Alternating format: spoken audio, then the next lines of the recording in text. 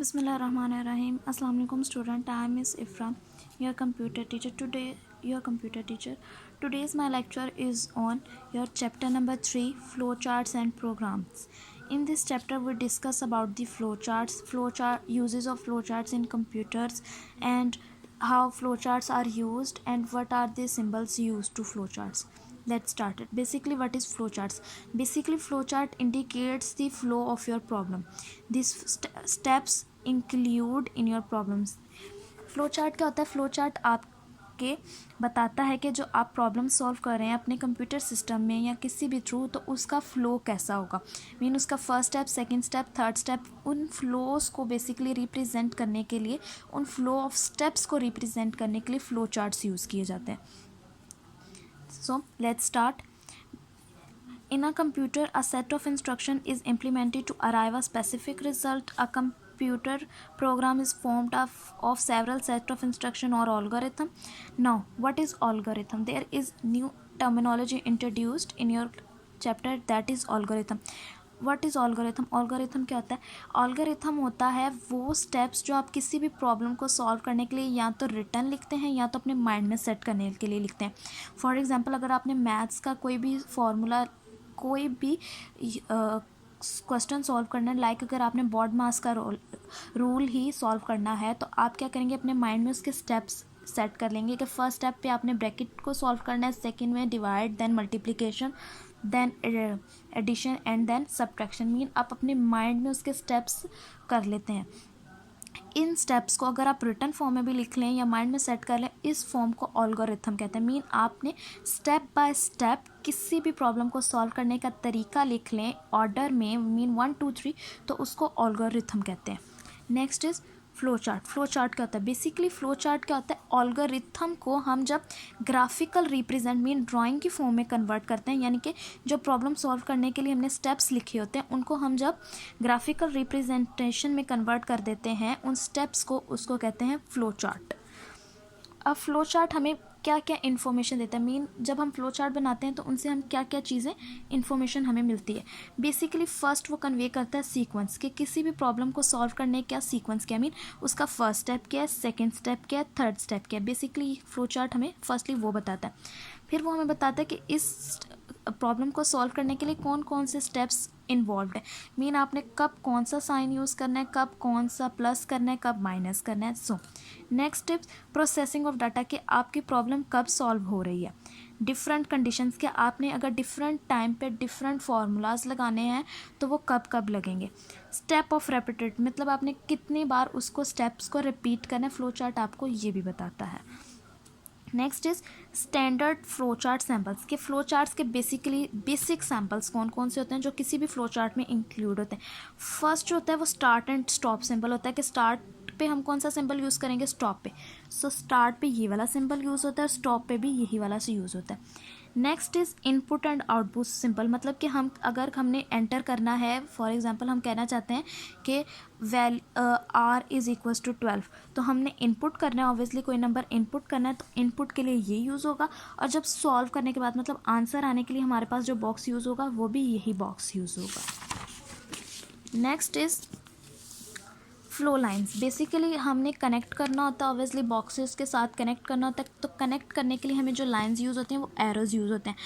Arrow is basically a direction symbol, मतलब हमें ये किसी ना किसी डायरेक्शन बनाता है. सो बेसिकली फ्लो चार्ट्स में ये भी हमें डायरेक्शन ही बताते हैं कि कौन से बॉक्स की डायरेक्शन आप किस तरफ जा रही है. मतलब फर्स्ट जो हमने स्टेप लिखा है उसके बाद कौन सा स्टेप आएगा, उसके बाद कौन सा स्टेप बताएगा, ये हमें एरो की डायरेक्शन बताती है. नेक्स्ट इज़ प्रोसेसिंग सिंबल, हमने जो कंडीशन या जो फार्मूला वगैरह लिखना है वो किस में लिखना है, वो हम लिखेंगे रेक्टेंगल बॉक्स में. फ्लो चार्ट में रेक्टेंगल बॉक्स में हम बेसिकली फार्मूलाज लिखते हैं. सेकंड इज़ डिसीजन बॉक्स, अगर हमने कोई ना कोई कंडीशन लगानी है या कोई ना कोई जज लेना है कि हमारा आंसर ठीक है या गलत है, अगर ठीक है तो कैसे है और गलत है तो कैसे, तो उसके लिए जो बॉक्स यूज़ होगा वो होगा diamond box. Next is connector box. Basically connector box बहुत कम यूज़ होता है, बट कनेक्टर बॉक्स यूज़ किया जाता है कि अगर आपका फ्लो चार्ट एक पेज पे कंप्लीट नहीं हो रहा, वो नेक्स्ट पेज पे जा रहा है, तो जो फ्लो चार्ट को पढ़ेगा उसकी अंडरस्टैंडिंग के लिए हम सर्कल का सिंबल यूज़ करते हैं। मीन आपका यहाँ पर फ्लो चार्ट आपने बनाया, आपके एंड पे फर्दर स्पेस नहीं है, आप यहाँ पर सर्कल बनाएंगे, एंड करेंगे, नेक्स्ट पेज के स्टार्ट पे फिर सर्कल बनाएंगे, ताकि देखने वाले को पता चले कि आपने दोनों फ्लो चार्ट्स को कनेक्ट किया है। So these are the basic symbols. Next topic is types of flow charts के बेसिकली फ्लो चार्ट की टाइप्स कौन सी है। सबसे पहले है simple flow chart. Simple flow chart आपका कंटेन करता है start, stop, input, output and your processing symbol. Look, arrows की डायरेक्शन आपको बता रही है कि इस स्टेप के बाद, स्टार्ट के बाद कौन सा स्टेप है, उसके बाद कौन सा स्टेप है, उसके बाद। So basically this is your simple flow chart. Simple flow chart में आपका इनपुट होगा, आउटपुट होगा, और बेसिकली जिसमें आप फॉर्मूला लिखेंगे प्रोसेसिंग बॉक्स वो इंक्लूड होगा। मीन अगर आपने हमारे पास एक प्रॉब्लम है, हमने सर्कल का एरिया फाइंड करना है। स्टार्ट करेंगे, सबसे पहले हम रेडियस की वैल्यू बताएंगे कि रेडियस की वैल्यू क्या होगी। इनपुट बॉक्स में बताएंगे रेडियस ऑफ सर्कल इज। उसके बाद हम क्या करेंगे, उसके बाद हम बताएंगे कि एरिया का फार्मूला क्या होता है, क्योंकि हमें विदाउट फार्मूला तो हम यूज़ नहीं कर सकते। उसके बाद फार्मूला को वो कैलकुलेट करेगा प्रोसेसिंग बॉक्स में, फिर वो आउटपुट बॉक्स में आपको आंसर देगा, and then stop. Next is branch flow chart. Branch flow chart basically use होता है, ये हमें बताता है कि आपके फ्लो चार्ट के एक से ज़्यादा पार्ट्स हैं।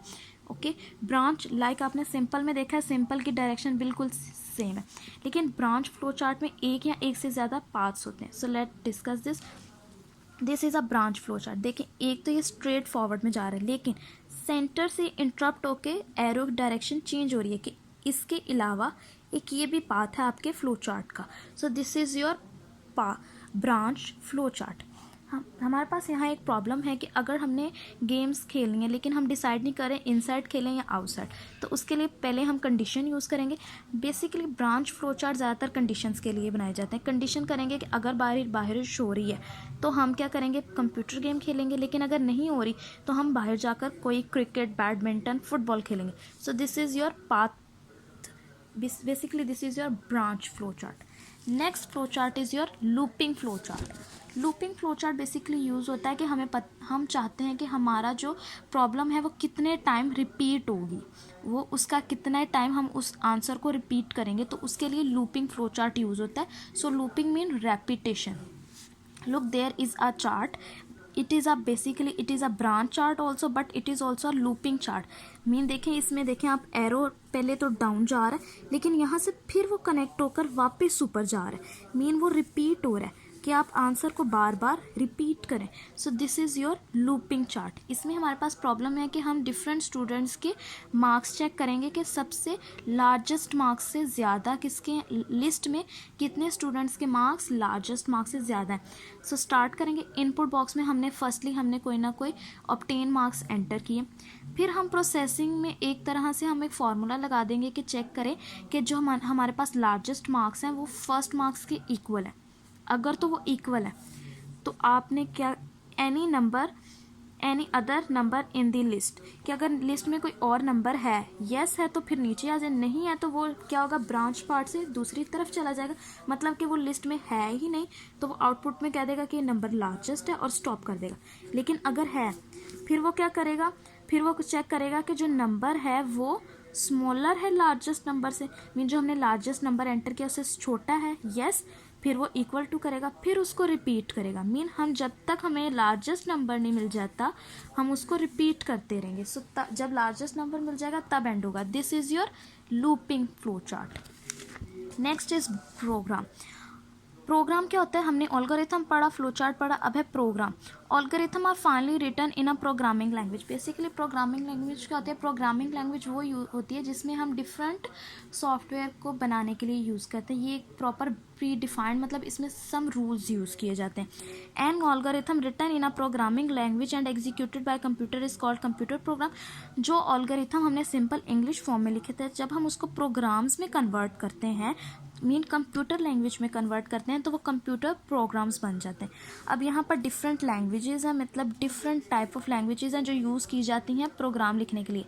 सिंपल ऑर्गेनिथम तो हम इंग्लिश लैंग्वेज में लिखते हैं, लेकिन जब प्रोग्राम्स होते हैं वो डिफरेंट लैंग्वेजेस में ये लिखे जाते हैं। इनमें सबसे जो लोएस्ट में सबसे ईजीएस्ट है वो बेसिक है, क्यूब बेसिक है, लोगो है, सिंपल है। ये सिंपल लैंग्वेज है। बट फोर्टन ये मैथमेटिकल प्रोग्राम्स के लिए यूज़ की जाती है। C++ ये बिजनेस के लिए यूज़ की जाती है। विजुअल बेसिक, विजुअल CC ये भी लैंग्वेज है, ये भी बहुत डिफ़िकल्ट होती है। जावा ये भी बेसिकली इंटरनेट लैंग्वेज है, मतलब हम इसमें इंटरनेट सॉफ्टवेयर्स की डिफरेंट टाइप्स लिखते हैं। So students, this is all from your chapter number 3. Some keywords very important. Hope you understand this chapter carefully. This chart and these are your example important. Underline the important information like this. Hope you understand this lecture very well. Allah Hafiz and stay blessed.